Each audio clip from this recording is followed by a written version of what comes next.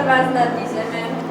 Pripravili sme si tu pre vás také stanovište a na každom stanovišti máte nejakú aktivitu. A za každú aktivitu dostanete nejaké body, ktoré sa potom zapisujú do tejto tabulky. A vlastne potom sa tieto body všetky sčítajú a ako keby hráte za celú svoju triedu, akože všetci spolu. A vlastne potom sa to vyhodnotí ako celoškolské. Áno, a vlastne najlepšia trieda dostane zlatú ornamentu. Takže toto je stanovište číslo 1 a toto je úlohou nakresliť fotografie, ktoré ste si predstavovali. A potom napojete na ďalšie fotografie, ktoré nakreslili ďalší žiaci. Čiže vašou úlohou je zobrať si ďalší papier, zoberte si výkres jeden a pokračovať v tomto potoku, ktorý nakreslili pred vami. Haló? Vyberte si 4 takých najšikovnejších, ktorí urobia ten začiatok a potom každého poprosím jeden nejaký malý obrazok do toho zakresliť. Emča začne kresliť, ako pôjde ďalej ten potok.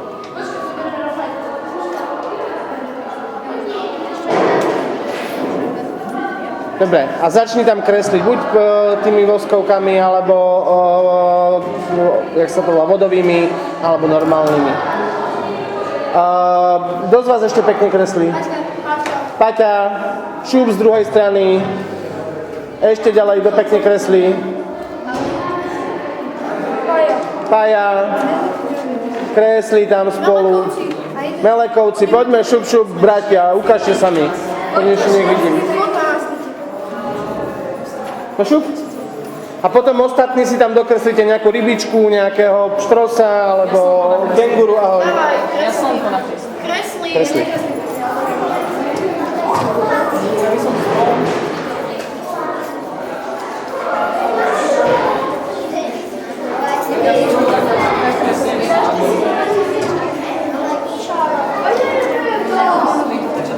Budem pri druhom stanovišti a tu budeme zisťovať podľa takých papierikov a tejto tabulky, že či je voda kyslá, neutrálna alebo zásadnivá. Tak zase vidíme. A teraz mám tu papieriky. Kto chce prvý?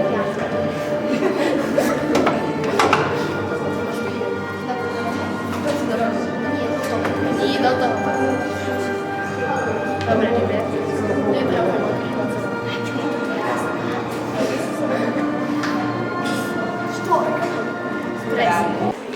Áno, je to dobré. No a teraz máme jednu zistiť, prečo sú tieto vety také zvednuté a prečo majú takýto listí a prečo sú tieto krásne čisté. Prosím? No pak si povedzte na hlas. To niekto zopakujte. No zopakujte to. Toto je čistá voda, toto je špinavá. Áno, správne. Dobre, ďakujeme vám. Môžete ešte ďalšie vody. Takže toto je o virtuálnej vode, to znamená, že to je voda, ktorá sa spotrebuje na výrobu nejakých vecí. Napríklad na prečičko čipsov treba spotrebovať nejakú vodu. Alebo napríklad hamburger, do toho ide mäso a to mäso získame z kravy a tá krava musí piť, aby dostala živiny, aby sme ju mohli zaviť a to mäso do toho. Alebo aj šalát, tak toho musíme poliať, aby vyrastol a potom môžeme dať.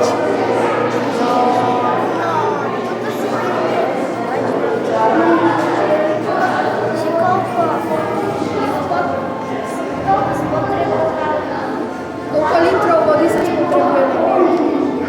Nejaké veci. No, môžete to povedať.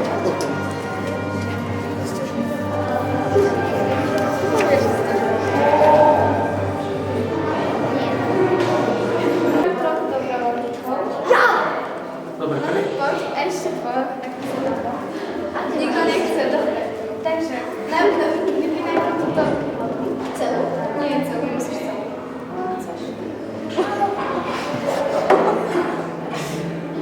Ja sa bojím.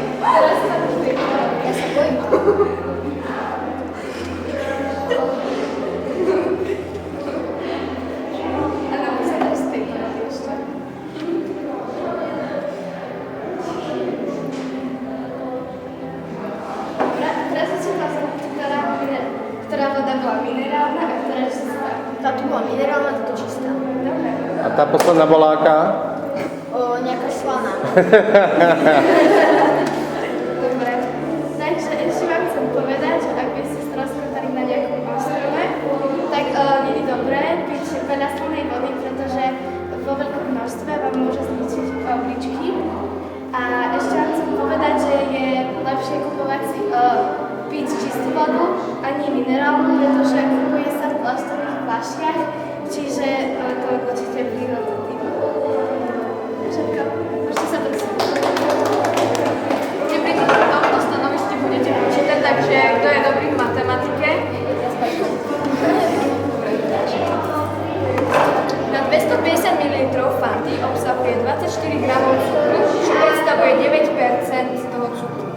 Takže 9% z toho cukru, čo máte denne zjesť. Takže ja sa pýtam, koľko percent cukru sa nachádza v 2-litrovej fľaši. Takže ak chcete, tu máte papier a pero, aj kalkulačku a môžete si to počítať. Tak skúste. Máš vypočítať, koľko percent sa nachádza v 2-litrovej fľaši. Na 250 ml máš 9%. Koľko to bude na 2 litry?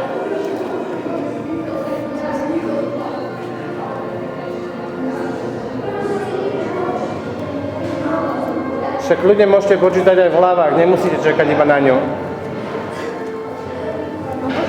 250 ml Fanty obsahuje cukor, ktorý máte zjesť, alebo 9% dennej dávky cukru. Keď vypijete 2-litrovú Fantu, koľko to bude? Nepozeraj sa na mňa. Ponárik, počítaj. Čo mám počítať?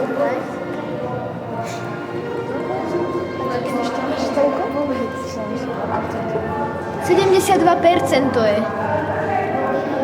Povedala správne? Áno. No, 72%, hej? Koľko je kola? Teraz vy počítajte koľko. To už, ja vám poviem taký trik, že aby ste sa nemuseli do trojčného. Dáte si 2000 deleno 250, lebo 2000 ml sú vlastne 2 litre. To vám vyjde 8 a už dáte iba 8 krát 11, takže to je koľko? Výborne. Tu máte 1 liter, už máte zistiť, takže ako viete to zjednodušeným spôsobom spolaviť. Koľko to je? Áno, ak si na to píše. Hlavne. Liter, teraz posledné čus.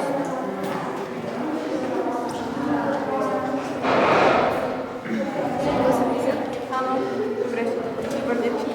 Tak presúvame sa na ďalšiu hru. Musíte oddeliť potraviny, ktoré majú cukor na túto lavicu a ktoré nemajú, musíte nechať na tejto lavici. To sú cestovky, ktoré sa dávajú do polievky. To sa páči polievky. To je vaše konečné stanovisko. Takže získavate 3 body z 5, všetko obsahuje cukor. Obsahuje to všetko. Hej. 2-litrová kola obsahuje už 88% cukru, čo je vlastne najväčšia dávka, ktorú by ste mali vypiť. Už by ste nemali nič iné jesť. A kebyže to chcete ten cukor nahradiť, tak môžete napríklad aj týmito potravinami. Takže ja vás tu vítam. Na tomto stanovišti sa hrá milionár. Viete, čo je milionár? Nie. Taký súťažný kvíz. Bude to kvíz o vode. Máte 3 pomôcky. Napovedu od nás, napovedu od učiteľa a 50 na 50. Môžete ich využiť len raz. Pôjdeme od najľahšej otázky k najťažšej. Keď niekto vie, tak zvihne ruku, ja vyvolám. A keď sa nezhodnete, tak väčšina vyhráva. Takže prvá, úplne najľahšia otázka. Aké skupenstvá môžeme dodať? To je ABC.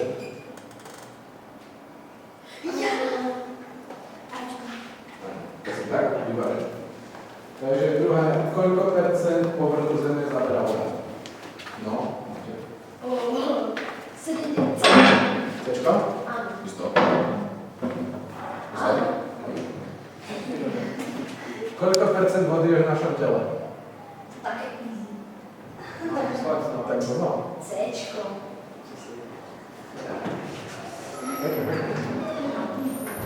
Z mnoha častí ovúcenej vody, čo je úspornejšie, sprcha alebo pupec? No. Vieš mi povedať o koľko litrov? Nie. Tak, ale máte dobre. 80 litrov. Koľko vody sa priemerne minie pri osobnej hygiene za jeden deň na jednu osobu? 90. Kto hovorí 90? Ja. Súhlasíte s tým? Ja len tak sa pýtam. Presne tak. Si krát. Čo je to perlátor? Stále máte nápovedy všetky tri. Áno. Kto chce? No. Ačko. Ačko? No. Ide ma to moc dobre. Znečistenie vody je tretia časť. Aký organizmus najviac znečistuje vodu na svete? Čo máme? Môžeme si... No, súhlasíte s ňou človek? No, neviem. No, tak dobre sa dáš, ne? Ako sa rozdeľuje znečistenie vody? Všetky tri. Toto je, za toto otázku môžu iba dve.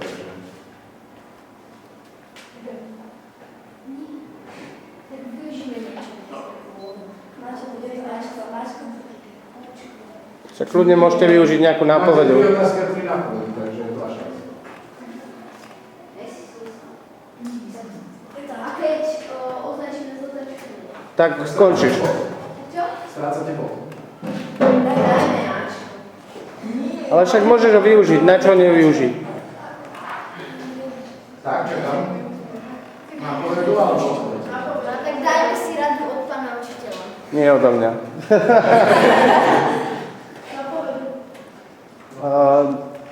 Pán učiteľ vám môže poradiť, ja nie. Ja iba natáčam. Môžete sa 50 na 50. Alebo Dajte si 50 na 50. Jedna vám odíde. Nie, dávame Ačko. dávate Ačko isto? Áno. Zle, prvý bod máte dole, je to Bčko. Také potešenie.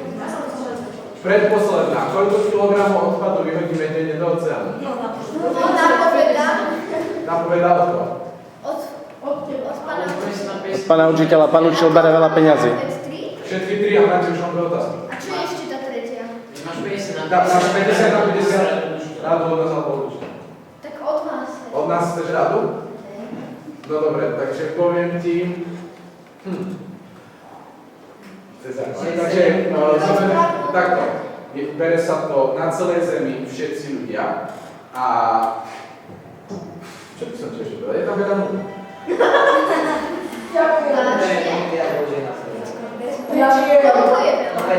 Je to Bčko. Áno. Je to Bčko. Dávate Bčko. Dávame Bčko. Áno, za jeden deň. Áno, Bčko. Dobre, dali Bčko. Dali ste Bčko? To je správna. Posledná nezodpovedateľná otázka. Koľko litrov ropy uniklo do oceánu v roku 1982 na Aliaške? Stále máte radu od pána učiteľa? Alebo 50. Alebo 50 na 50. Pán učiteľ bere 10 eur, ale vie to správne. Hej, dobre, 50 na 50. Je to buď Ačko alebo Cčko. A rada od učiteľa? Je to Ačko. Pán učiteľ bere 10 eur. Čo sa vám to zdá? To Cčko je asi málo? Áno. Je to Ačko. Ačko to je. Ačko. Dobre, tak označujem. Prečo to tak, že to bola jedna havária? Jediná. Tak, pán učiteľ. Bolo to Ačko. Ja chcem dať Ačko. Pán učiteľ, rozmýšľal by som, koľko môže jedna loď vytlačiť tón. Pretože to je také slovo obrovské. Čiže koľko môže loď vytlačiť tón. Existujú lode, ktoré dokážu vytlačiť v pohode 100 miliónov tón. Presne tak. Ale To Teda 100 miliónov tón. Ačko? Áno. Výborné. A koľko ste mali? Jedno. Takže ste v top 3 s 9 A a 6 kniha.